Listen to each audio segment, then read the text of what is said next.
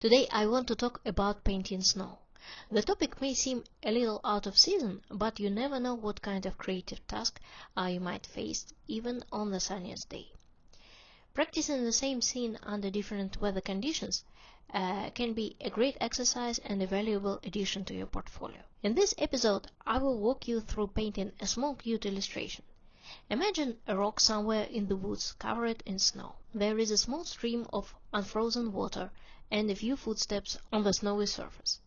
Beavers have already worked on a birch tree behind the rocks. The snow doesn't fully cover the surface, so you can see patches of dark moss peeking through here and there. Giant icicles hang from the rock. Perhaps there used to be another part of the stream flowing there.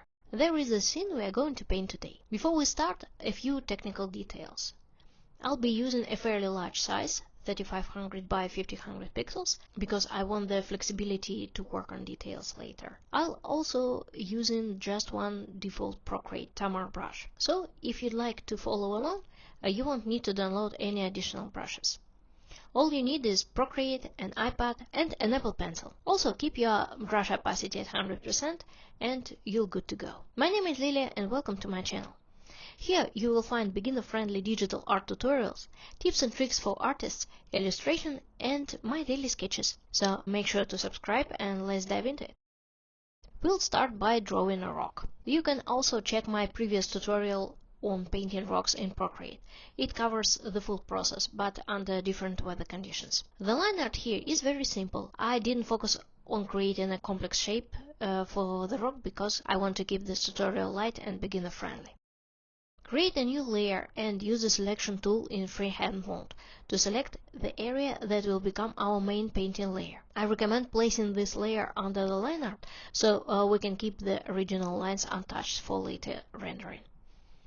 Once you've selected the shape, fill it with the neutral gray color.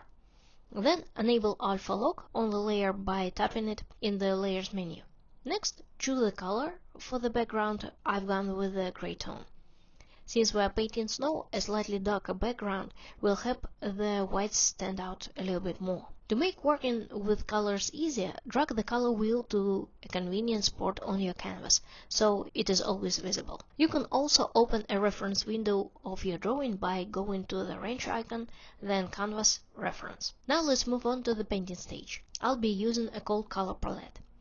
The stone will be a greenish gray, and the moss will be a dark emerald green. The lit areas of the snow will be warmer because they are hit by direct sunlight, while the shadow areas will be cooler. For shadows, I'll use purples and bluish tones. I'll also add a warm beige pink color to introduce some variation to the rock. I usually don't merge the line art with the painted layer until I've established the values. Once that's done, feel free to merge the layers and paint over any unnecessary lines.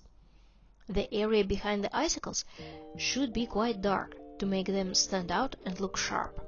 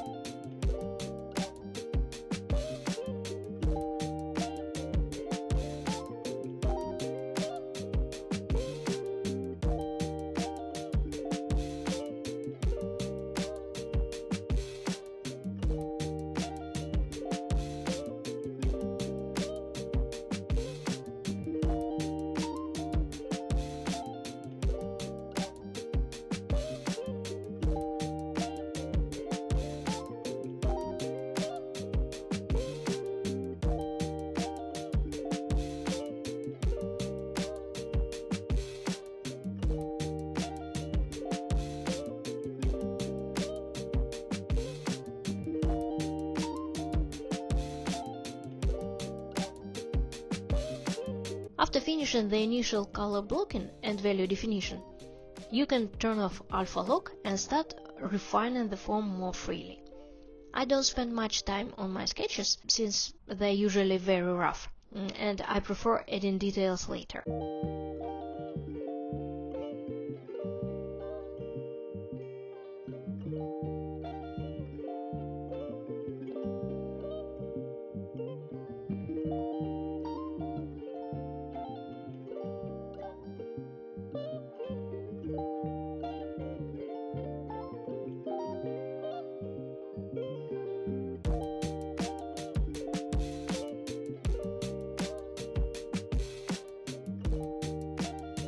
At this point I realized that painting just a snowy rock felt a bit boring, so I decided to add some environment. Let's include a birch tree. To avoid major composition changes, I won't draw the entire tree, just a stump damaged by beavers. Rendering birch is quite simple.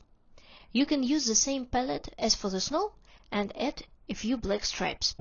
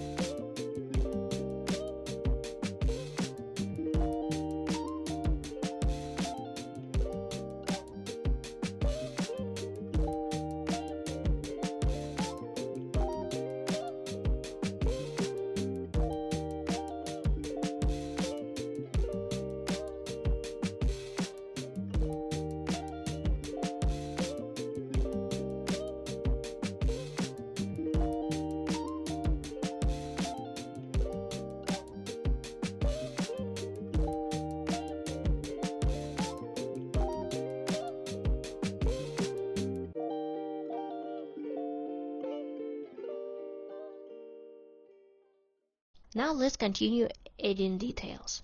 As I mentioned in my previous rock painting video, drawing just one object can be less interesting than including multiple objects of the same type in different size. So I will add a few more rocks heavily covered in snow. Footsteps from a forest animal or bird also make the image more engaging by adding a sense of a story.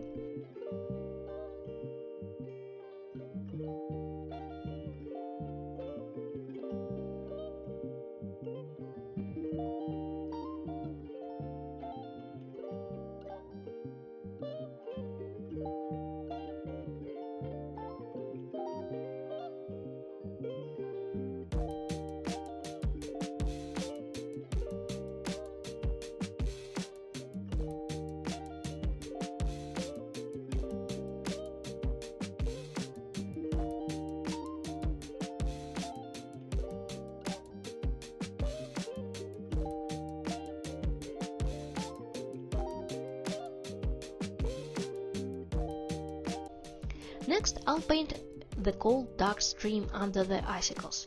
Don't forget about reflection at this stage. I'll add a few small rocks in the water to create additional reflections. Finally, I'll tie everything together with the cool purple shadows, and the image is complete.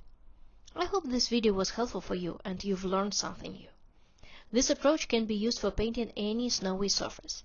Just remember, areas under direct sunlight tend to be warmer, while shadows should stay cool. This contrast helps create volume and a strong sense of depth, even if your values aren't perfect, although of course try to get them right. To check your values, create a new layer, fill it with neutral gray and send it to color mode. This will let you view your painting in grayscale and help you maintain accurate values throughout the process.